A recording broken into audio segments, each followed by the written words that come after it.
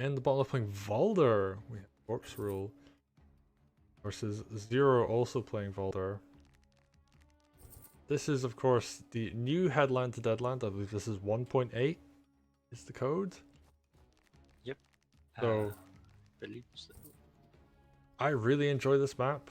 I think it's actually one of the best maps we've had in the Groove of War. I mean, I enjoyed the older versions. I've enjoyed almost every version of this map. But I do think this is the best out of all of them. Very interested to see how it plays out.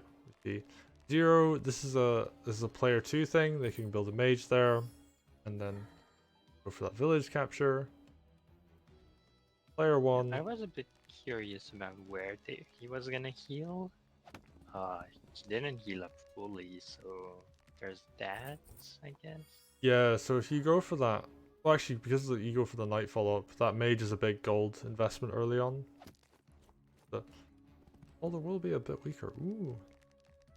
But that isn't a huge deal having it.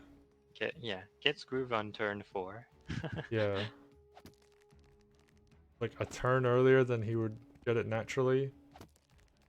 Not the biggest deal. No, it's actually exactly when he would get it naturally, so not a big deal. I thought it's the end of the turn 5 that you get it normally. Oh, yeah, maybe. Yeah, so he gets it one turn early, but that's not huge. Alright, sword comes out, kills the sword. Knight does a big knight crit. And we're going to see a lot of knights on this map. This is a very good map for knights. But it's also a very good map for spear balloon. So They are fighting with knights around Corpserule's tower, which is interesting. yeah. Especially given that mage... Oh, sorry. Yeah, there's no... like, the same could be said for the other side of the map, like... Zeronix is gonna have the Harpy advantage over there because there's no mages. I think Zeronix is kind of slowly grinding down the south. That's a nice mage heal.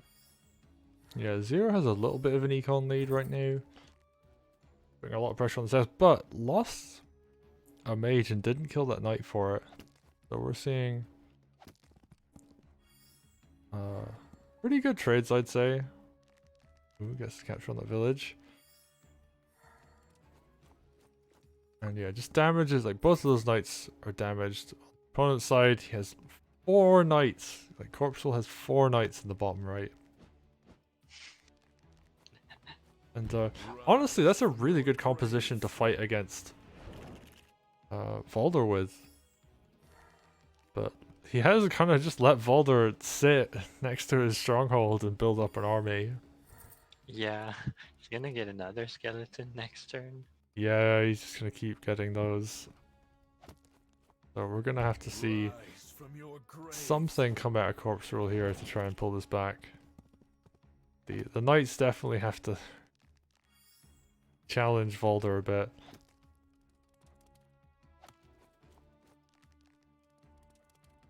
And yeah, they both have so many knights, it's actually kind of ridiculous.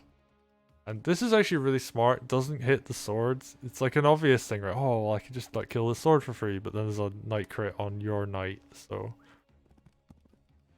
just avoids that for the moment.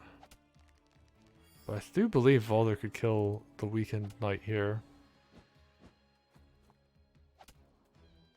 The Harpy... Corpserule exposed his army to the knights. Yeah, and Zero's just been able to run complete train with his own Valder. That's really doing so much. Who hits the sword with the dog? It's okay. Alright, gets a kill. Valder kind of moves away from the opponent's like massive arm of knights. They're both just playing this really heavy knight style. Neither of them actually really having much anti-air. I think there's like been I guess there's a couple of mages on the map. But Yeah, but with that many knights around, they get sniped very easily. yeah. And there's like a harpy on each side, because as soon as the mage count goes down low enough, the harpies are there to put in work. Oh, but Zero's gonna push for the HQ now. Yeah, there's very little to defend here. You don't think Corpserule can put up a defense fast enough to respond to this? No, I think it's gone. And the thing about this map is like it seems like your stronghold isn't that vulnerable, but it only takes one turn for your opponent to reposition to threaten it. Zero definitely in a good position. There comes one knight crit, there comes the second, and finishing it with style. Summons a skeleton and gets the crit. Zeronix showing why he's one of the best people to ever play this game. One-time champion, another time finalist. And honestly, that was actually pretty well played by Corpserule. Like, did an okay job, but Yep, I think he exposed himself, like his army, to the enemy's knights on one turn, and that's where Zeronix started pulling ahead. But before then, they were pretty even. yeah. I do think if you're under pressure, I do think there's a case on this map for saying, I'm actually just going to build some spears and try and slow it down a bit.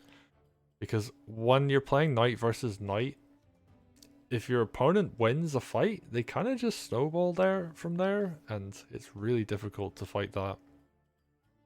But if you have a bit of a spear wall, you can kind of, like, you know, balloon up, you can do some nice work being defensive. But, I mean, balloons are a limited resource on this version of the map.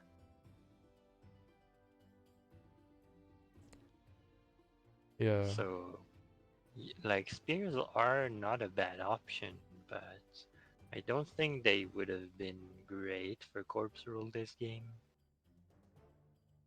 Because they would have set him behind by quite a bit, and being behind when fighting Zeronix is not the best course of action.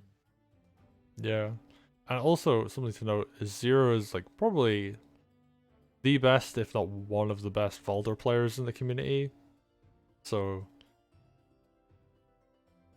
having the Valder mirror against him is like really tough. An extremely difficult thing to win.